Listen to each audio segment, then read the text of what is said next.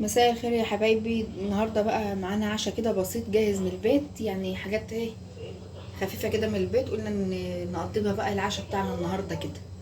ايه رايكم؟ برجر كان فاضل عندنا، كان عندنا برنجان ومخلل ومش وطماطم وكشري، فاحنا قلنا نقضي بقى بيه النهارده كده عشاء. واللبن اهوت هغليه، يعني كنت غلياه هسخنه بس، وهعمل الشاي عشان حوريه عايزه تاكل فشار.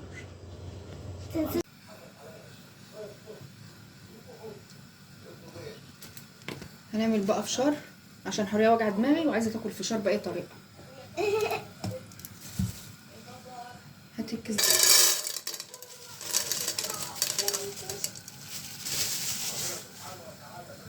هاتي الوطن معاك.